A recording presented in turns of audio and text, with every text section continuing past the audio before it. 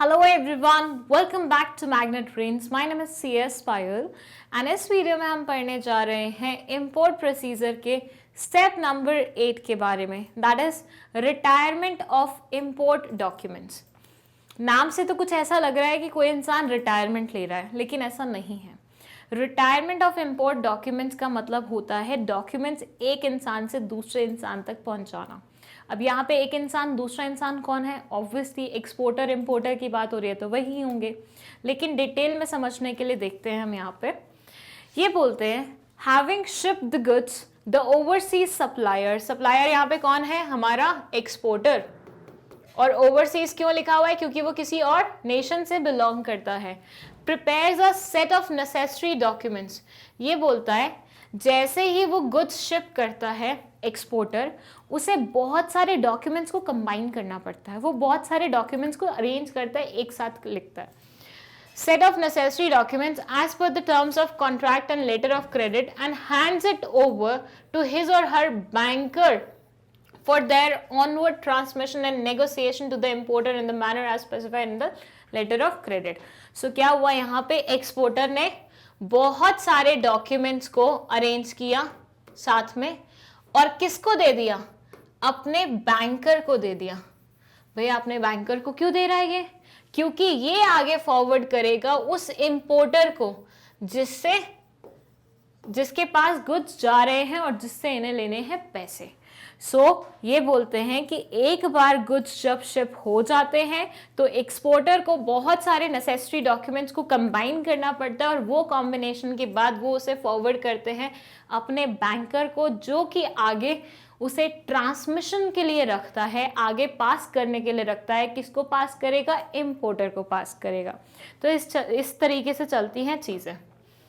The set of documents normally contains bill of exchange। ये बोलते हैं भैया क्या क्या है? अभी हमने यहाँ पे सिर्फ पढ़ा नेसेसरी डॉक्यूमेंट्स साथ रखने पड़ते हैं, लेकिन नेसेसरी डॉक्यूमेंट्स में आता क्या क्या है वो भी तो जानना पड़ेगा।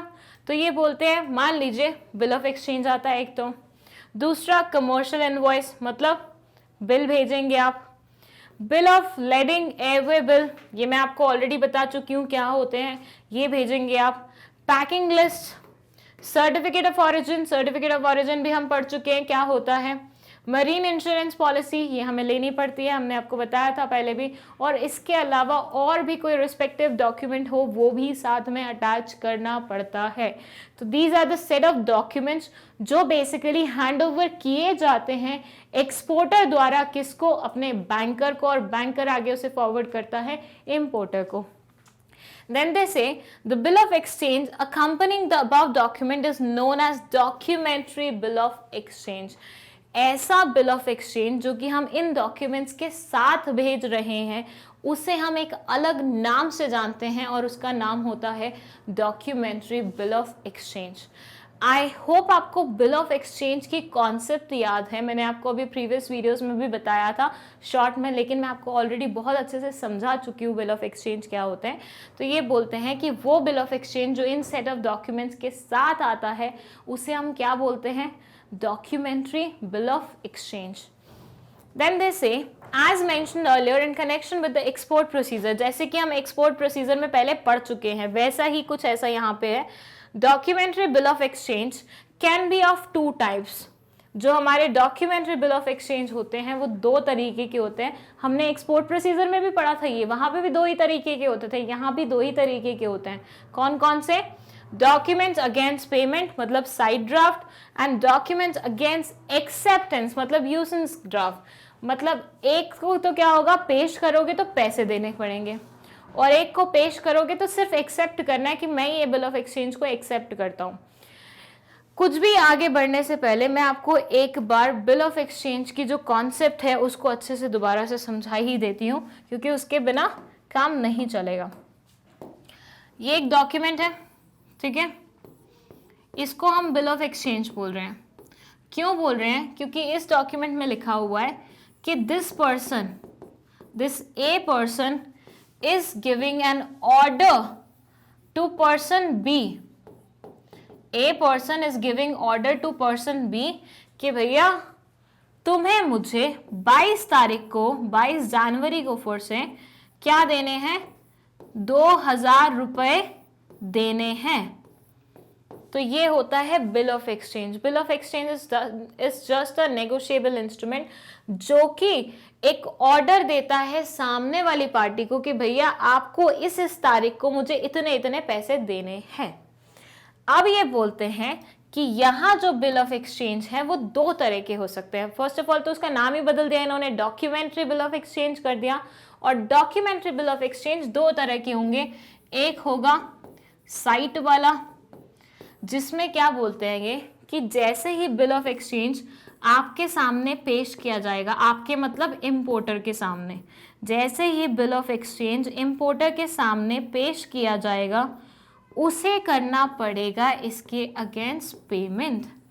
मतलब जैसे आपको पेश करूंगी मैं बिल, आपको क्या करना पड़ेगा, पेमेंट करना पड़ेगा। It's just like invoice.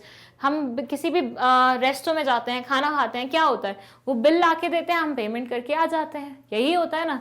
तो ये बिल्कुल वैसा बिल ऑफ एक्सचेंज है कि साइट पे पेमेंट होगी, जैसे ही दिखाया उसी टाइम पेमेंट करनी पड़ेगी। और दूसरा है हमारा ऐसा बिल ऑफ एक्सचेंज जो सामने पेश किया जाएगा, तो सामने वाले को पेमेंट देने की कोई आवश्यकता नहीं है। सामने वाला सिर्फ वहां पे अपने साइन करके उसे एक्सेप्ट कर लेगा और उसका काम चल जाएगा। मतलब इस वाले सिनेरियो में आपको पेमेंट करने की कोई ज़रूरत नहीं है उसी टाइम, इसमें सिर्फ आपको एक्सेप्ट करना है कि बिल ऑफ एक्सचेंज में जो लिखा हुआ है I am agreeing to that, मुझे कोई प्रॉब्लम नहीं है, जिस डेट पे लिखा हुआ है मैं उस डेट को पेमेंट करने आ जाऊंगा। तो यहाँ पे एक्सपोर्टर इंपोर्टर को ऑर्डर दे रहा होता है कि इस दिन को पेमेंट करने आ जाना और आपको कुछ नहीं करना, आपको उसमें सिर्फ साइन करके आने हैं। तो ये होता है हमारा दूसरे तरह का बिल ऑफ एक्सचेंज। तो यहाँ लिखा हुआ है दो तरह के बिल ऑफ एक्सचेंज होते हैं, डॉक्यूमेंट्स अगेंस्ट पेमेंट मतलब साइड ड्राफ्ट, और डॉक्यूमेंट्स अगेंस्ट एक्सेप्टेंस मतलब यूसेंस ड्राफ्ट। देन दे से in the case of side draft, the drawer instructs the bank to hand over the relevant documents to the importer only against payment। मतलब जो exporter ने ये set of bills दिए, ये set of documents दिए थे किसको, अपने बैंकर को। अब बैंकर क्या करेगा, तब तक इंपोर्टर को ये डॉक्यूमेंट्स नहीं देगा जब तक वो बिल ऑफ एक्सचेंज की पेमेंट नहीं कर देते हैं। जैसे ही उन्हें डॉक्यूमेंट दिखाया जाएगा इंपोर्टर को बिल पे करना पड़ेगा। जैसे ही वो बिल पे करेगा वो डॉक्यूमेंट अपने साथ ले जा सकता है। लेकिन in the other case, but in the case of usance draft, the drawer instructs the bank to hand over the relevant documents to the importer against acceptance of bill of exchange. मतलब यहाँ पे आप सिर्फ bill of exchange को accept कर रहे हो और आपके हाथ में डॉक्यूमेंट्स आ जाते हैं। और बैंकर खड़ा है बैंकर मुझे बोलेगा, बीइंग एन इम्पोर्टर, मुझे बोलेगा कि देखिए ये बिल ऑफ एक्सचेंज है, इसे साइन कर दीजिए, एक्सेप्ट कर लीजिए, और मैं आपको क्या कर दूंगा, ये सारे डॉक्यूमेंट्स जो कि हमने अभी डॉक्यूमेंट सेट ऑफ डॉक्यूमेंट्स के बारे में बात करी वो सारे आपको पास ऑन कर दूंगा। तो ऐसा होता है सेकेंड वाले सिनेरियो में। The acceptance of bill of exchange for the purpose of getting delivery of the document is known as retirement of import document। जैसे ही आपने accept किया you will get import documents और उसी को हम बोलते हैं retirement of import documents। तो यहाँ पे किसी इंसान की retirements नहीं हो रही थी, यहाँ पे क्या किया जा रहा था, डॉक्यूमेंट्स पास ऑन किए जा रहे थे। Once the retirement is over, the bank hands over the import documents to the importer। एक बार ये सब हो जाए तो फिर आपके हाथ में क्या लग जाते हैं, सेट ऑफ डॉक्यूमेंट्स लग जाते हैं, जिसके बेसिस पे आप क्लेम कर सकते हो कि गुड्स मेरे ही हैं और डॉक से उठा के उसे अपने घर तक ले जा सकते हो। So this is step number 8 of import procedure. I hope आपको ये समझ में आया होगा, और इसमें और भी बहुत सारे स्टेप्स हैं जो अभी हम पढ़ने वाले हैं one by one. So stay tune for those. And अगर आपको नोट्स चाहिए तो आप magnetbrains.com से जाके नोट्स ले लीजिए। दैट्स आवर ऑफिशियल वेबसाइट जिसका link is provided in the description box. इसके अलावा अगर आपको कोई भी डाउट है तो आप कमेंट सेक्शन में हमें क्वेश्चन लिख के पूछ सकते हैं। Thank you so much.